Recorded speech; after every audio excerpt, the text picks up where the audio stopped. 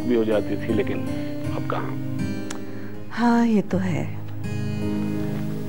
अरूज और मारिया सो गई हैं क्या?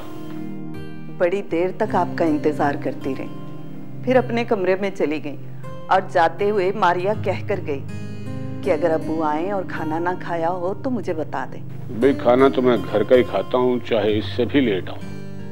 आपकी इस आदत से तो अच्छी तरह वाकिफ हैं कि आप बाहर का खाना ही नहीं खाते, और इसीलिए वो कह कर गई थी कि हमें बुलवा ले। बुला कर लाऊं? बैठ जाओ, क्या जल्दी है? वो यासर तो नहीं आया होगा अभी? हाँ, कहकर गया था कि अगले 4-5 रोज जरा देर से आएगा। कोई कैंपेन है, उसकी प्रेजेंटेशन फाइनल करनी है। रात को आराम से काम होता है, दिन में तो आना जाना लगा रहता है। माशाल्लाह। वो मुझे याद नहीं रहा नासरा कि आज मैं यासर के ऑफिस गया था। हाय हाय, मैं कैसे अपनी फीलिंग्स बताऊं तुम्हें। तबीयत खुश हो गई मेरी, माशाल्लाह माशाल्लाह। नासरा, मुझे वहां जाकर ऐसे लगा जैसे मैं नामुकम्मल था और अब मुकम्मल हो गया हूँ। बड़ी अच्छी सोच है हमारे बच्चे की। देखो किस तरह जिद करके उसने ये सब्जेक्ट फाइनल किया और उस पर काम भी किया। और देखो, जॉब करने की बजाय उसने एडवर्टाइजिंग कंपनी को तरजीह दी। बहुत कम बच्चे होते हैं जिनमें ये सलाहियतें होती हैं, इतनी छोटी उम्र में अपना टारगेट बनाना और फिर से अचीव भी करना। हाँ, नेक और फरमा बरदार औलाद अल्लाह की तरफ से अनमोल तोहफा है, जो तमाम खजानों से बढ़कर है। और फिर आपने यासर की तरबियत पर जो खास तवज्जो दी है, उस पर उसका बड़ा गहरा असर है। और एक चीज जो खास तौर पर मैंने महसूस की कि आप जैसे ईमानदार इंसान को अल्लाह कैसे इग्नोर करे। उसने बैलेंस तो करना ही है ना, तो उसने नेक औलाद देकर बैलेंस कर दिया। अरूज की वजह से कभी कभी दिल परेशान हो जाता है। वैसे शादी से पहले तो उसके ससुराली इतने लालची नहीं थे। मैं तो उस वक्त भी उसकी रुखसती के हक में नहीं था, लेकिन उन्हें जल्दी पड़ी हुई थी। मैं तो यही चाह रहा था कि मेरा वो प्लॉट बिक जाता और मैं बेटी को दे दिला के रुखसत करूं, लेकिन पता नहीं, बड़ी तस्दीक की उन्होंने हमारी। और बेटियों को देना कोई एहसान नहीं होता, बेटियों का हक होता है माँ बाप पर। इतने अच्छे मूड को खामाखा खराब कर रहे हैं। अरे ये तो जिंदगी के छोटे बड़े इम्तिहानात होते हैं, अब ठीक हो जाएंगे।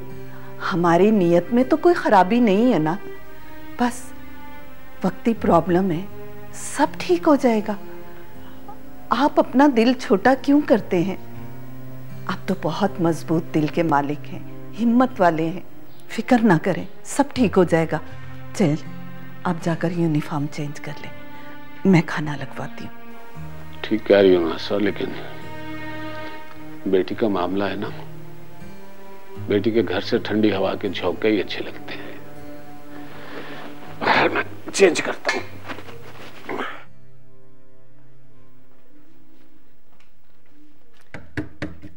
मारिया, मारिया। जी अम्मी, आ रही हूँ।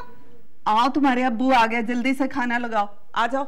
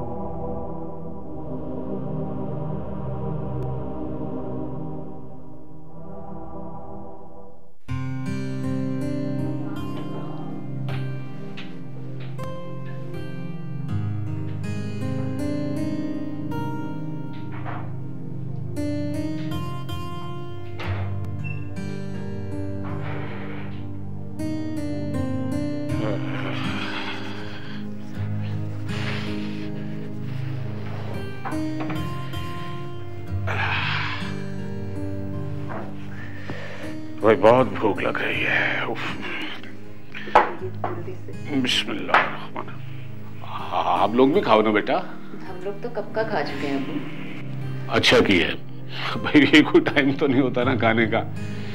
हाँ नासरा, मुझे याद आया आज शानी से मुलाकात हो गई, कतरीना भी साथ थी। बता रही थी कि शानी दुबई जा रहा है और वहीं रहेगा। अच्छा, ना काबिले यकीन, ताया अब्बू और ताई अम्मी तो 1 मिनट के लिए उसे अपनी आंखों से ओझल नहीं रखते। दुबई कैसे भेज सकते हैं, और वो भी हमेशा के लिए? है तो ये सच, लेकिन मुझे अफसोस इस बात का है कि हमें किसी ने बताना भी गवारा नहीं किया। रऊफ भाई से मेरी कोई लड़ाई नहीं है, हाँ एक नजरियाती इख्तलाफ जरूर है। समझ से बाहर है कि वो ये क्यों समझते हैं कि मैं उनसे हसद करता हूं, जलता हूं उनसे, क्योंकि मेरी नजर में वो रास्ता गलत था। उनके साथ रह के उनकी हाँ में हाँ मिलाता तो सब ठीक था।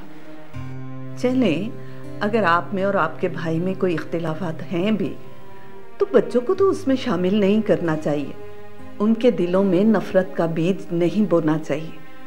आपस में मिलने जुलने से नहीं रोकना चाहिए उन्हें। लेकिन अम्मी, इसमें शानी भाई का और ताया जान का तो कोई कसूर नहीं है।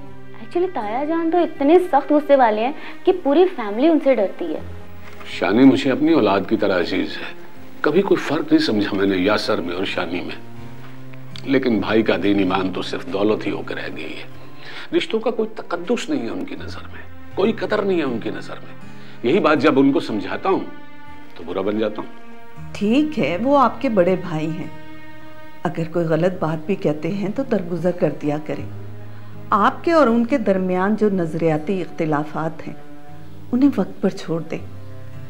वक्त से बड़ी अदालत कोई भी नहीं होती, और हक के फैसले अल्लाह के फैसले होते हैं। हमारी तरफ से तो कोई भी रुकावट नहीं है। यकतरफा रिश्ते तो कभी भी नहीं बनाए जा सकते।